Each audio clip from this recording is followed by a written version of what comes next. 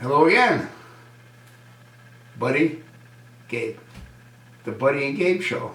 Hi, Buddy. Yeah, Buddy just went and had a couple of shots. Got us his temper shot and his 3-year rabies shot. Doing good.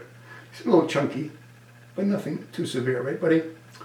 Anyway, we were just wondering, you know, the American people are all distraught, angered, and frustrated as to what happened in 2001 when the Twin Towers were taken down by the radical extremist Arab Muslims. You know where they all came from? They all came from Saudi Arabia. Isn't that sort of ironic? King Abdullah's Saudi Arabia. That's where they came from. In either case, what's interesting is the American people are angered because 3,000 Americans were slaughtered when those buildings came down. Now, how do you think the Iraqis feel? Or how do you think the Afghans feel when their citizens are being incinerated with Hellfire missiles that the Obama administration unleashes on them? You know, I did a video last year, and at that time, I think I found at least 4,000 innocent people were incinerated. So for every bad guy that they take out with one of these Hellfire missiles, they kill 100, 120, 150 innocent bystanders. So do you think maybe we've got sort of a monopoly on being angered? Do you not think that the Iraqi people and the Afghans have all the right to be angered as well? Because we kill their citizens indiscriminately, the same way as they killed our people innocently as well. I'm not justifying what they did. I'm not trying to justify. All I'm trying to do is show a little bit of balance. We kill their people constantly. You know, I did a video this morning or last night. They sort of blend into one. And I asked, how do you think you'd feel if they did to us what we do to them by occupying their countries, by bringing terror into their lives with our tanks and our Humvees? It doesn't make any sense. What makes sense is for us to protect our borders and for the American people to be protected by our government. That's not what this administration's been doing. That isn't what our previous administration did either. They're warmongers. You know, I think that if McCain would have won, I think we would have been well down the road for World War III. Talking about World War III, what's Obama want to do now? He wants to put together a coalition to attack ISIL. Why? Because they supposedly cut off the heads of 2 individuals. I don't think they did. I think those were just made to appear as if they cut off Stephen Sutloff's and James Foley's heads.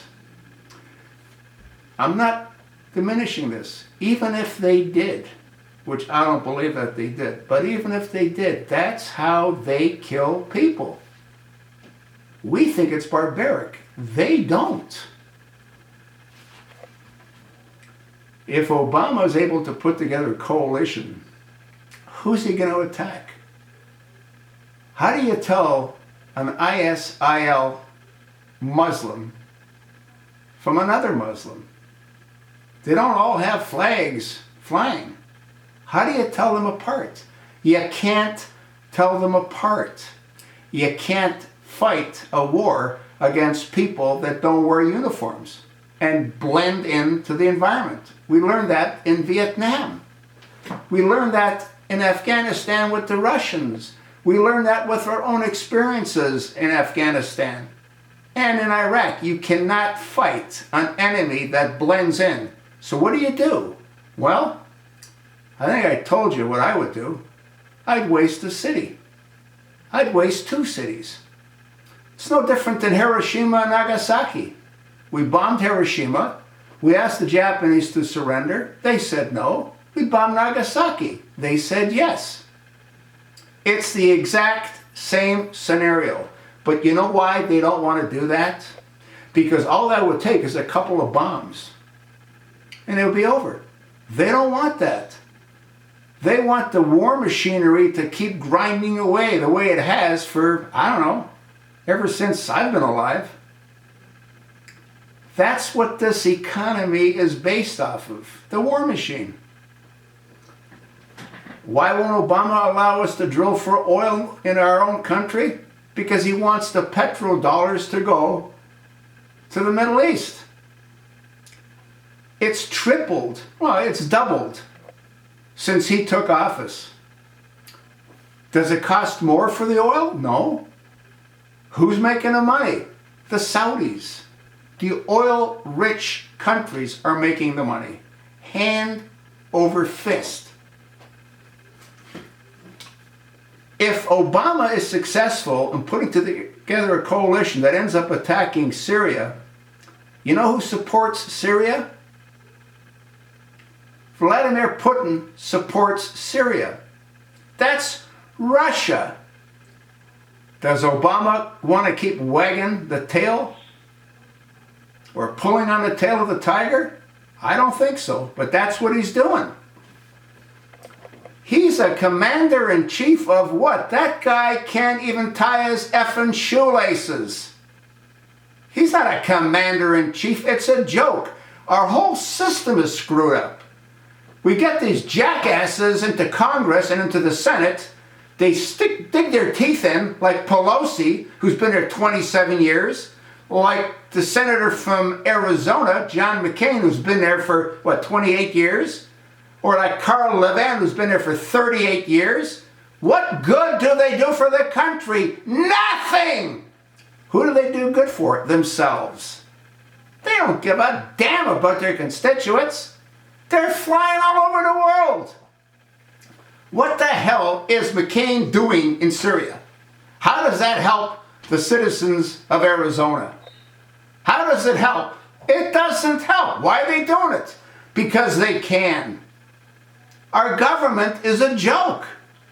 How many of these people have been caught for various scams and nothing happens to them? Nothing. Why? Because they're the lawmakers. That's why. Half of these people are illiterate. They can't even talk. Nor can that joke in the White House. No, you know what? It amazes me how so few have a clue. And you know what? They're going to find out. They're all going to find out. You start pulling on the tail of the tiger, all hell's going to break loose. You want to destroy ISL? You can't do it. The only answer to solving the problem is to do what was done during the Second World War. That's how you solve the problem. Anything short of that, you're just going to... Even Obama, he's going to give us a big, one of his Mickey Mouse presentations. Oh, this is going to take 3 or 4 years. Really? Why? Why is it going to take 3 or 4 years? Why? It'll take the rest of our lives. It can't be made to work. Russia spent 10 years in Afghanistan. They gave up. We've been there, 13 years? And we're giving up.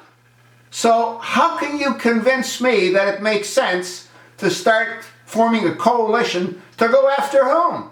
Who are you going to go after? It's a complete joke, Commander-in-Chief. It's a complete joke. That's what it is. A complete, utter joke. And you know what the joke's on? You. Because you put up with this crap. These senators and these congressmen. They're jokes. They're jokes. You know, one of my viewers asked, well, why aren't these senators and congressmen required to take a lie detector test? You know what I wrote back? if they were required to take a lie detector test, we wouldn't have a Congress. We wouldn't have a senator that would pass. Because they all lie. You might get a handful that don't. The rest, they'd all be in a crap pile. Then what are you going to do? That's why they're not subjected to a lie detector test. Tell me how it makes any sense to have everyone else in any high position require to go through a polygraph and, in most cases, pass high-level security clearances. You become president, you automatically have the highest level of security clearance. You got this clown who was a community organizer. He has the highest level of security clearance by never having passed a security clearance. How insane is that? Every single presidential candidate needs to pass a high-level security clearance. Every single one of them. And you get rid of 3/4 of them before they even ran. Anyway, I've rambled long enough. I told you what I think. Right now, I don't care what you think. It's just maddening. That's what it is.